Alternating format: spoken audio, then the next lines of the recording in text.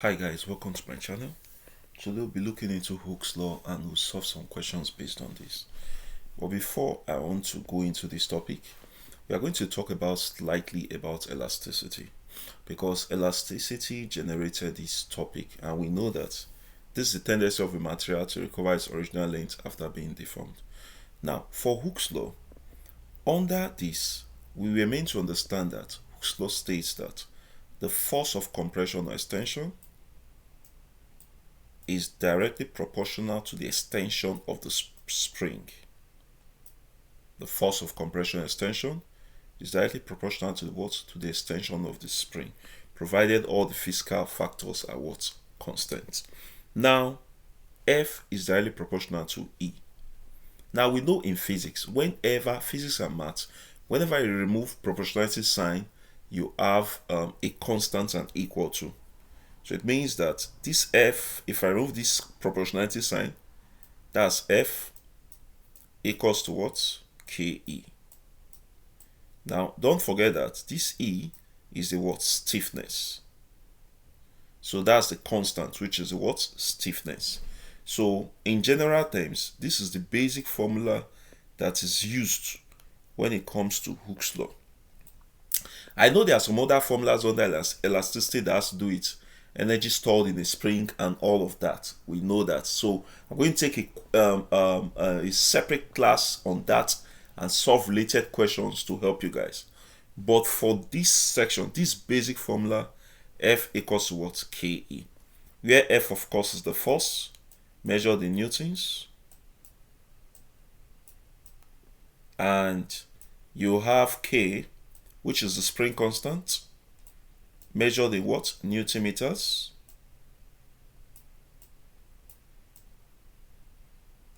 That's Newton per meters. You have extension E. Extension, usually, most cases, it is measured in meters or millimeters. So in many standard textbooks I've seen, this can be seen in millimeters. And even if it's in meters, it's still fine, because they are both the unit of what? Lengths. Now let's just take a rough walk here. Let's say, according to the explanation, that the force of compression extension is directly proportional to the extension of a spring. Let's say you have a material like this,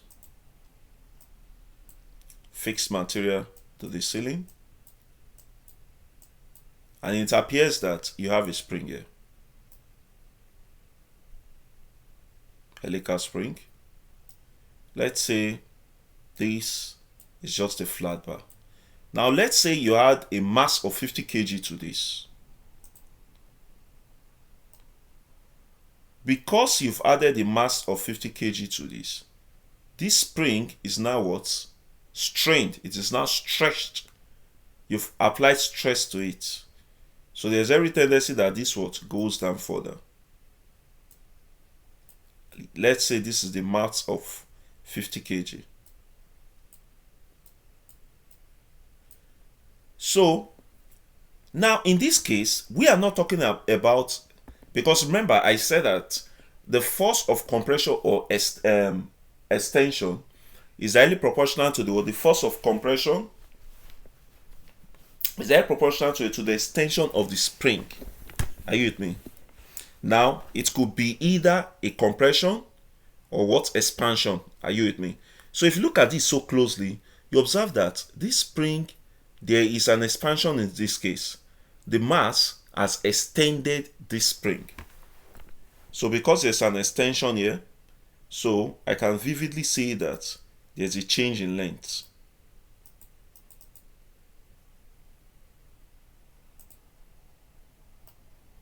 If initially it appears that the distance from here to here is 50, there's a new distance now. So the new distance goes from here to this place. And usually extensions are usually minute in many cases. So it means that if this is 50, so this was the length, I can see my extension, yes, from here to here still remains as the same 50. Then my extension can just be a 0.5 let's say 1/6, an assumption. So the total length here will be 50.16. Are you there? 50.16. So the difference between this is 50 minus 50.16 minus 50. This gives 0.16. So per se, the 0.16 is the extension of that length. That length has been extended as a result of the mass added to the spring. Are you with me? So that's what Hooke's law is just simply analyzing, that force is highly proportional to the extension of the spring. Are you with me? The force is actually the mass added to it, the weight added to it, because it's acting based on gravity. And of course, weight and force have the same unit, to the extension of the spring. Are you with me? So that's exactly what we are seeing right here. Let's take some good questions. When a spring of force, in physics, you write out the parameters. When a spring of force constant 100 newtons per meter, so K is 100 newtons per meter.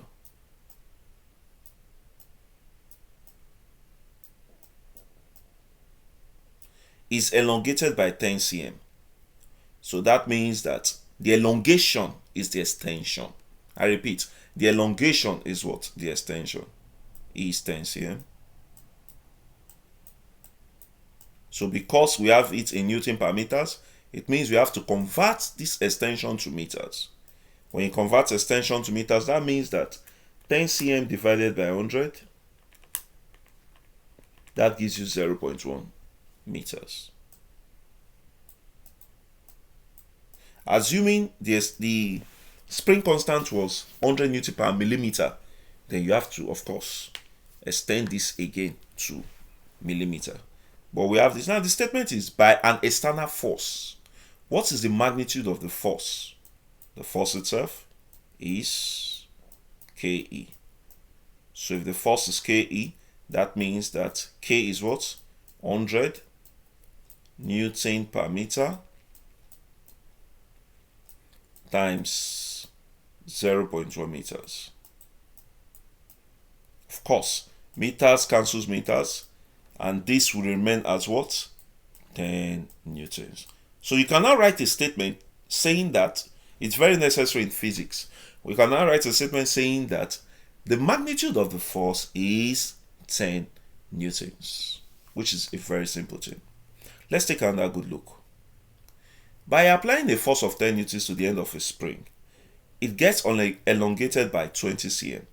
What is the force constant of the spring in Newton per meter? Now remember, because the spring constant has been given, or the statement there is, what is the force constant of the spring in Newton per meters? It means that I have to convert my elongated part by 2 meters. So the force is 10 newtons.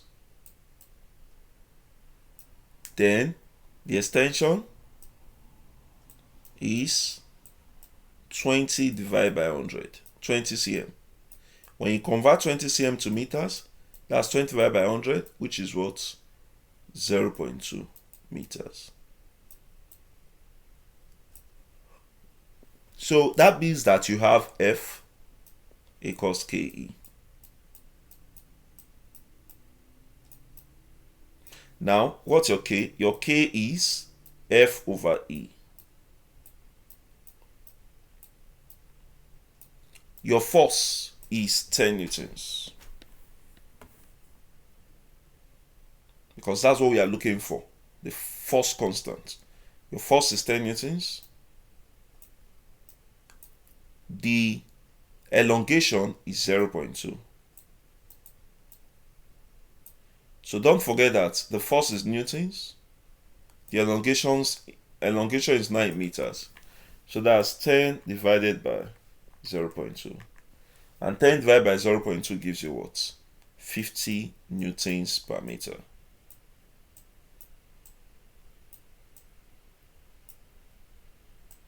So don't forget that the force was 10 newtons and the extension is 20 cm.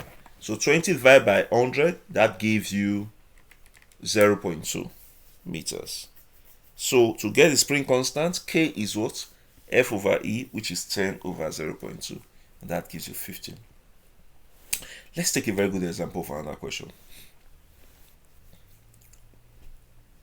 One end of the spring fixed to the wall and a force of 15 newtons is applied to the other end. Take the force constant of the spring as 100 newtons per meter. What is the elongation? Elongation is what we are looking for this time. The force is 15 newtons.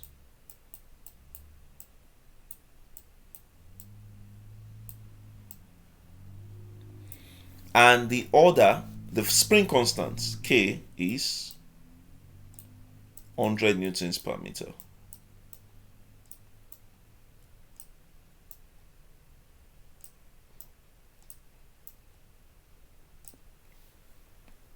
What is the elongation of the spring in cm? F is what? Ke. Don't forget that the spring constant itself, if you make it subject, the elongation is what we are looking for rather. If you make that subject, that will be E equals F over K.